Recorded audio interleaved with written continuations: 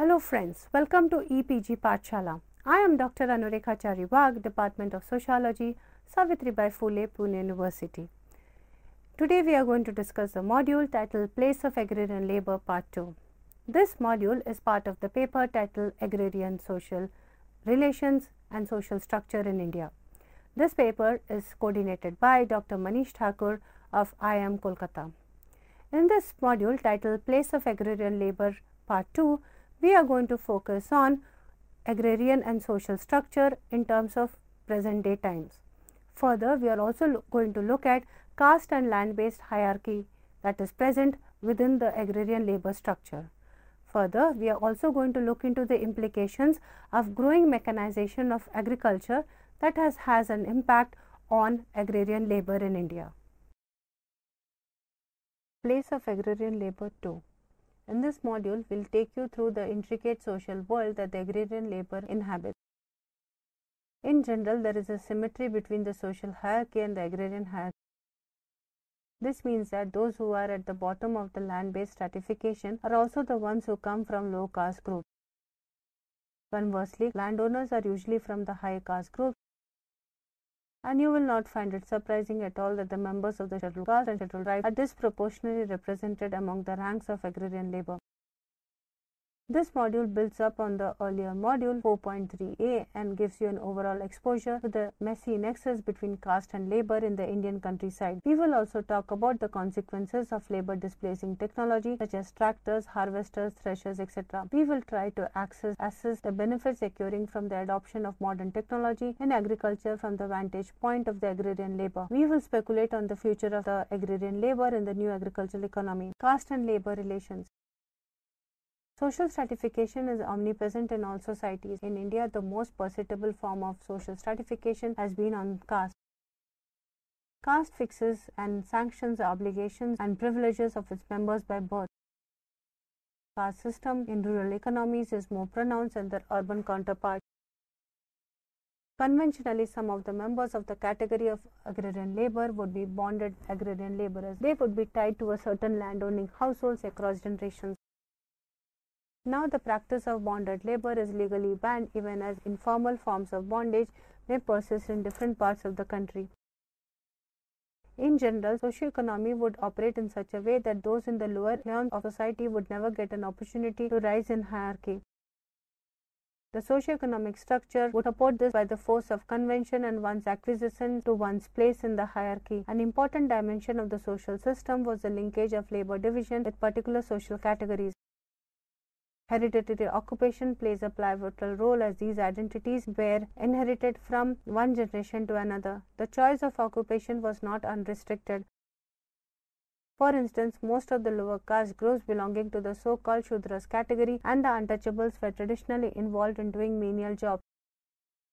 The social structure was such that there was no question of exercising choice in matters of occupation. Even if an individual was interested and inclined towards some other vocation, society did not permit it by erecting normative structural barriers against any such movement. There was very little permissible structural space for what we called upward social mobility. It may not have been totally absent, but the rural social structure of which the agrarian structure was a part admitted very little of this possibility. Even now, caste identities play an essential role in determining the extent and the level of loyalty on the part of the laborer. The rural agrarian structure is of considerable significance. It is this agrarian structure that socializes the lower classes and laborers into submitting themselves completely to their masters. Agrarian economy provides them with social security, but in the urban setting it might be absent in traditional form. Nevertheless, the laborers show no signs of transforming their attitude and social relations. They tend to be overcommitted if they get secure employment with acceptable wages. Ostensibly, they view their jobs in the same way as they viewed their traditional caste occupations, where the specialist, the worker in this case, serves the patron, the industrialist.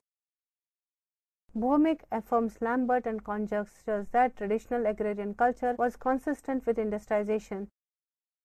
Even in contemporary agrarian structure, caste is not unrelated to functional or occupational differentiation. In agrarian context, menial jobs requiring intense physical labor are mostly done by members of the lower caste group. These people do not have the ownership of the land they labor upon. As technological advances have been made agricultural production much less labor-intensive, agrarian labor is displaced from its traditional role. These laborers are forced to seek non-farm employment, which is low-paying and irregular. Superficially, it might seem that caste-based stratification is a predominantly rural characteristic. Industrialization, which is another facet of modernization along technological lines, can be expected to be caste-neutral. Once an agrarian laborer free herself and himself from agrarian bondage, his or her caste identity would dilute and upward mobility would become feasible. Nonetheless, the real situation of footloose labor is strikingly different. In fact, Cornell et al. Posit that migration starts from a situation of inequality at the point of departure and leads to further inequality at the point of destination.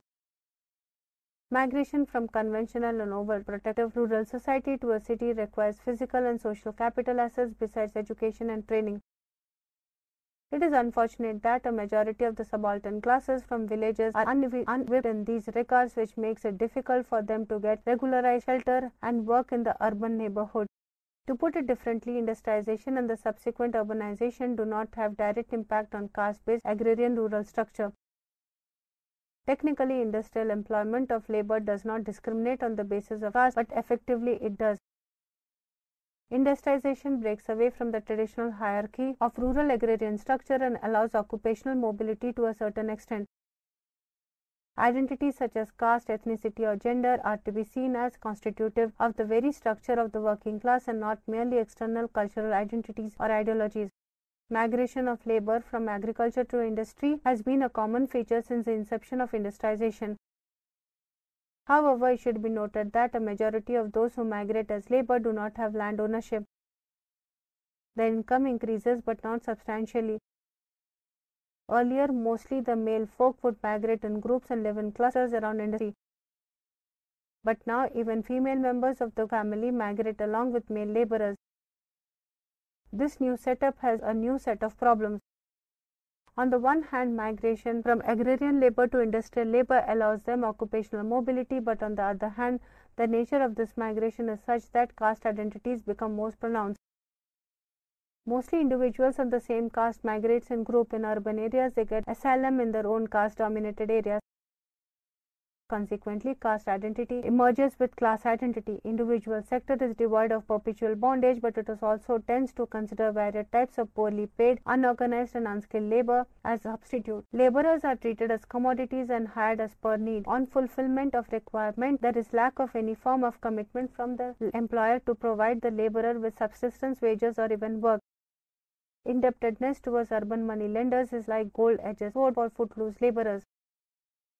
If moneylender happens to be a contractor cum employer, the laborer who is so acclimatized to lifetime commitment and loyalty in the villages tries to imitate similar behavior even in the cities. This is uncalled for, but the laborer does it out of habit. He is socialized into believing that master should be served at all costs. This can be voluntary on part of the laborer. However, commitment and bondage can also be obligatory. Often the money-lending employer does not allow the laborers to work for other employers who may provide them better wages and work conditions. Advance payment is a tool used to tame the footloose laborers. To understand the trajectory of footloose laborers, we have to understand the financial and economic situation in which the laborers migrate. They are in a pauperized condition in their hometown and in dire need of money. It could be either a disease, marriage, or a natural calamity that requires them to borrow money. Laborers borrow money to meet the contingency and then migrate to pay back the debt. In such a situation, it is often the employer who lends them in form of advance payment. In lieu of advance payment, the laborer has to accept low wages, stringent work conditions, and restrictive conditions which erodes their resistance powers. The agrarian laborers upon migration are incapacitated and are forced to respond at the beck and call of employers or his agents. A prominent role is played by the middleman who provides employment opportunities. Owing to limited employment and the distribution of opportunities is skewed across various social groups. The newcomers from hinterland do not have extensive social networks in the urban areas which can provide them employment opportunities on arrival. Usually, the early migrants from a particular caste bring their relatives and friends and help them settle in a new society. Breman argues that caste and faith operate as signposts in seeking and finding work. Entitlement to favors, protection, and support in the event of misfortune are also challenged along these lines. As the middlemen have an advantage of being the first movers, they also play the role of creditor to the migrants. The roots of kinship between creditor and laborer can be traced back to either the same village or same caste. For the help extended financial or otherwise by the members of the same caste, the group, the laborer becomes indebted to the new creditor or the employer. The caste-based division of labor also contributes to the urban economy. It is usually the lower caste members who are involved in executing tasks which are physically more strenuous. Caste identities plays an important role. As discussed earlier, people migrating from the same village tend to bring in their kin and friends. This leads to the creation of a new community based on caste, albeit in an urban space. Sharma poses a general conclusion seems to be that in the caste composition of the workforce broadly reflects that of the urban population as a whole, though the middle and the higher caste are overrepresented in the higher echelons of industrial work hierarchy, while the bottom ranks have high concentration of low caste workers, a correlation which is strongly affected by differences in the educational levels. Consequently, also due to lack of other alternatives, the indebted laborer has no option but to work for whatever wage that is offered to him by the creditor or employer. The mechanism of bonding the labor is similar to the agrarian structure. This bonding also gets institutionalized, although in a different manner. The employer has no obligations towards the laborer whatsoever, and the laborer has no sense of security either of subsistence or of employment. It is for these reasons that Breman chooses to call it neo-bondage. However, unlike industrial laborers, landless laborers are not accustomed to function within frameworks which stress collective aims. Neo-bondage is evolved form of classical bonded labor. The nature of work is different from agriculture, but the nature of employment is similar. In an agrarian system, there are seasonal contracts for farming, while in industry there are casual laborers. In both the cases, distorted power structure between the employer and the laborer is retained. Unequal dependencies give rise to suboptimal working conditions and lower than minimum wages. Neo-bondage thus arises from and gives rise to stringent, unfavorable economic conditions. Caste alone is not to be blamed for the prevalence of exploitative neo-bondage system. It is a complex interplay of technology, caste, gender, and land that shape the place of agrarian labor in the contemporary Indian economy. As the growth of industry is not proportionate with the population growth, the sources of existence are under pressure, and the people are likely to fall back on familiar social mechanisms and make use of them to exert influence and to promote their own interests. This discrimination is similar in nature to the caste discrimination faced by agrarian laborers in rural areas. Though coming from different sources, the nature and form of discrimination are the same. Mobility and restricted choice cause laborers to lead a life of dependency and marginalization. Urban sector in a way discriminates highly between formal and informal sector. It is not very often that a high caste person becomes marginalized laborer in the urban area. More often than not, it is the low caste people who continue to face marginalization and exclusion in urban areas post-migration. Ties of debt which bind the rural laborer to his master in villages are present in the urban sector also. The moneylender could be the one who sponsored the migration of laborer in search of greener pastures, or it could be the middleman who helped the newly arrived laborer. It could also be the contractor cum employer who has given advance payment to the laborer. Moneylender could be of any form, but ties of indebtedness continue to loom large over the laborers. Processes such as privatization, mechanization, industrialization crush the already marginalized and excluded communities of rural landless laborers and tribals. Often the discourse on the rural laborers does not consider the tribals. Historically, tribals have been living in association with village and peasant agriculture. The association has been not regular or based on community linkages the way to adjacent villages are. It was a common practice for the tribals to come to the neighboring villages to sell their produce and the products like lac, honey, herbs, and other medicinal plants. The disruption in agrarian structure due to the advent of industrialization has adverse effects on tribal life. As more and more land is being acquired for setting up industries or for building roads and housing for urban dwellers, the tribals are getting uprooted. Tribals have always been in close contact with the land for their life and survival. Exploitation of laborers includes low-caste rural laborers, tribals, and especially high proportion of tribal women are a worrisome trend in our times. Technology and labor relations. Technological innovation advances the displacement of labor. With the advent of industrialization, the rural labor, which was essentially agrarian labor, has become mobile over long distances. This large-scale migration is further catalyzed by the mechanization of agriculture. The demand for labor in agriculture is decreasing consistently as more efficient machines are being used for jobs which were earlier done manually. As a result, more and more agrarian labor is being pushed out of the agrarian sector and they add to the pool of footloose labor. This is evident that most of the footloose labor come from more humble backgrounds, many being employed as agricultural laborers in the surrounding villages before they join the footloose army of industrial workers in the urban informal economy.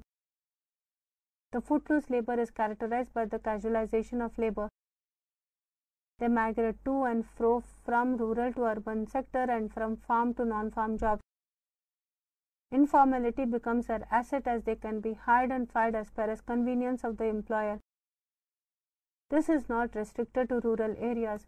Informality tends to become overarching structure of the global market in general. Problems that Indian agrarian labor faces are manifold. Labor is freely available and there is fierce competition for work. Competition is enhanced by the enlargement of scale so that labor comes into the market at prices far below the subsistence level. Industries are established but they do not fully absorb the surplus agricultural labor. As a result, the labor is forced to remain in agricultural sector. This surplus labor does not add to the marginal productivity of agriculture and makes it inefficient. Once a traditional landowner-laborer relationship ruptures due to the plethora of reasons mentioned earlier, the footloose labor are treated as a huge reserve pool of labor that can be recruited and laid out in accordance with the fluctuating tide of economic activity. Technological innovations promote development in agriculture as well as industry. However, it is equally true that technology does not benefit all segments of society equally. If technology brings in efficiency on one hand, it also displaces a large number of manual laborers on the other hand. It is for this reason that Gandhi was against industrialization as a paradigm for development. It was industrialization that was causing large-scale unemployment in India.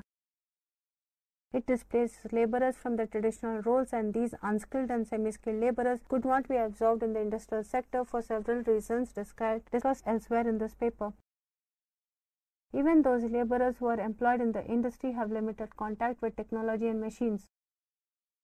Their role in the industrial sector continues to be menial in nature. Breman poses that in industries at the bottom is a colossal army of unskilled and semi-skilled workers. These industries lack almost any advanced technology and have far less attractive working conditions. Green Revolution is an example of a type of technological advantage which was limited to the class of big farmers and substantial landowners. Green Revolution did impact the agricultural sector positively in terms of productivity growth, but its gains occurred differentially to different segments of agricultural produce. Dhanagre argues that the accessibility of Green Revolution technology was constrained in the hands of few farmers who could afford it. As consequence, the prosperity unleashed by the Green Revolution was distributed differentially to different categories of farmers, putting the small and marginal farmers at a relative disadvantage. Any technological upgradation requires a considerable amount of capital. Only big farmers can afford such luxury of buying expensive machines and technologies. Also, there is a vested interest of the capitalists to bring in agriculture in the arena to market-driven operation. They use technology as a vehicle to introduce capitalism in the agricultural sector. There have been many instances of contract farming which essentially promote capitalist growth in agriculture. Apparently, technology does not exclude anybody. It is freely available to all who can afford it. In traditional societies, occupational choices were highly restricted, even if a person wished to change his or her profession. Technology propounds symmetric competition. The element of exclusion is introduced not at the access point but at the affordability point. All technological innovations are highly capital intensive. All farmers have to borrow money from money lenders or banks to acquire capital intensive farm machinery and other productive resources. Traditional money lending has its vices of its own. They charge interest rate which is higher than the market rates. Often the collateral is dear to the farmer as it is usually his or her land title, as a small farmer rarely has any possession besides his or her land. Using the paltry possession as a collateral for something as ambiguous as new technology might further the poverty of small farmers if it fails. Further, these small farmers seldom have access to formal lending agencies like bank or cooperative societies. Credit is the biggest hurdle these small farmers face in acquisition of new technology. There is considerable lag before small farmers acquire latest technology which the big producers are already taking advantage of. This can be exemplified with the high-cost, high-yield cereal technology of the Green Revolution, which required substantial capital investments which were generally beyond the means of a majority of small and marginal farmers. Job generation of the kind witnessed by the Indian economy does not match with the skill profile of the bulk of available labor, thereby forcing people to remain in agriculture for much longer than they would care, and in turn increasing both rural underemployment and unemployment. The predominant growth of service sector vis-a-vis manufacturing adds to a general lack of employability of the agrarian labor. Rural non-agrarian growth leads to generation of non-farm jobs and migration thereof. As the levels of skill attainment are considerably lower among poor, this shift leads to further impoverishment as they do not command decent wages even in the non-farm sector. In the developed countries, the place of industrialization is greater, but it does not hamper the growth. The main reason for successful development experience can be attributed to a shift of labor from relatively low productivity agriculture to relatively higher productivity industry and services sectors. There is also a close link between industrialization and productivity, that is, rapid industrialization has been associated with rapid increases in productivity levels. Another important aspect of this shift of labor from agriculture sector to industrial sector is the exploitation that these laborers were subjected to by the agrarian landowners in the past. The bond between landowners and the laborers were more often than not bondage. Not only the agrarian laborers but his entire family, including the female and the children, would be tied to the landowner's household. And this bondage would be perpetual as it would extend beyond one generation. With the rise of colonial rulers came the opportunity to get education and transgress the caste inhibitions. Despite the extreme difficulties and hardships associated with much industrial work, workers still seem to be strongly prefer such work to the lowly paid agricultural work. Industrial sector was attractive for agrarian laborers as it did not come with a rider of bondage. There was freedom for laborers in the sector. They would be paid only if they worked, but they would not be dominated in an agrarian society.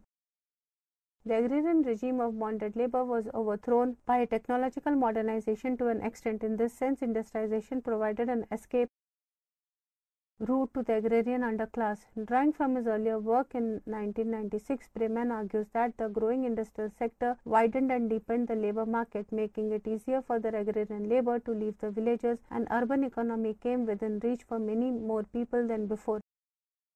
Massive influx of displaced agrarian labor continues in the industrial sector. This aggravates the problem of unorganized and underprotected laborers. Urban economy did provide opportunities to rural migrants who lacked skills and social capital, but there is a limit to this absorption capacity. Unskilled laborers cannot rise up to the social hierarchy easily as employment opportunity. The social hierarchy easily as employment opportunity for regular jobs is limited. This leads to a rise in the footloose labor. It is clear now that the formal sector is not able to accommodate the relentless influx of footloose contingents driven out of agrarian rural economy. Even after substantial mechanization of agriculture and the parallel industrialization, a considerable proportion of laborers are involved in casual work. This upholds the hypothesis that industrialization leads to casualization of labor. Quoting Brahman Srivastava has argued that there is a continued existence of a large mass of unorganized, unproductive workers about whom very little is known. There is little formal information about this category of laborers. For laborers who keep oscillating between rural and urban areas depending upon wages and employment availability, it is difficult to categorize them in any one category. These footloose laborers continue to struggle for their marginal existence as a reserve pool of labor. Oscillating between sectors and capacities, they acquire the status of being footloose. Technology in agriculture aids the betterment of the rich and the landed. Seldom has the advantage of technological innovation seeped down to the marginal farmers. Satyadeva poses that agricultural development through the application of the new scientific knowledge was just a euphemism for using the public sector to promote the private seed industry, in which the benefit of the new scientific knowledge went invariably to the upper caste rich rural farmers. It seldom reached poor tenants and low caste farmers who needed it most. The landless peasants or small farmers do not have access to the amount of capital required to acquire the latest technology. It is the landed farmers who get an access to technology, further deepening the divide between the large and the small farmers. Agrarian structure is a complex interaction of technology, economy, and social stratification. The agrarian social structure is a crisscrossing patterns of relationship encompassing ethnicity, caste, religion, land ownership, village, and kinship, and family ties. As India is an agrarian country, the economic and social development is directly linked to the agrarian social structure, be it agrarian transformation, industrialization, or globalization. All are accompanied by a change in the agrarian structure. Further, the agrarian structure impacts the life chances of the agrarian labor. Migration from rural to urban areas, from informal to formal sector, from farm to non-farm job is not divide of the essence of the agrarian structure. The ties of kinship and brotherhood established in the agrarian structure continue to be valid in urban settings and help the newly migrant laborer in finding foothold in the new establishment. As we have seen earlier, these ties of kinship also become a source of bondage for laborers who have escaped the agrarian bonded labor. We delved into this issue in detail and tried to understand how neo bondage is practiced in urban areas along the same lines as traditional bonding of labor in rural sector. We have also discussed about the importance of caste in Indian social structure. Caste identities plays an important role in determining the profession of people in rural life areas. However, these identities continue to shape economic and social interaction in urban areas as well. It is an undisputed fact that the membership of a certain caste, region, ethnic group, tribal unit, or religious community is still an important factor in the search for employment in urban sector. As there is a certain continuity and certain change in social structure, it is evident from the rising of number of informal laborers in the urban areas that industry continues to attract agrarian laborers. They comprise both the male and the female workers. One reason can be the facade of freedom that attracts laborers. City life is more promising than the mundane rural life. Another major factor is economic. There is enormous discrepancies in material conditions between agrarian and industrial sectors that ensures that migration remains an attractive proposition for a large proportion of informal laborers. In conclusion, students, what did this module inform us? In this module, we learned that there is an increase in the number of footloose labor. Drawing from the work of Brahman, we have also looked into how there is a rise of contractual laborers in India, especially within the rural region, that are pushing into the urban informal economy of the Indian structure. Further, we have also looked into the specific problems of female, children, and tribal footloose laborers in India. And further, we have looked into the footloose laborers who form an internal part of the reserve army of the labor force. As mentioned above, become an important part of the informal economy of India. Thank you.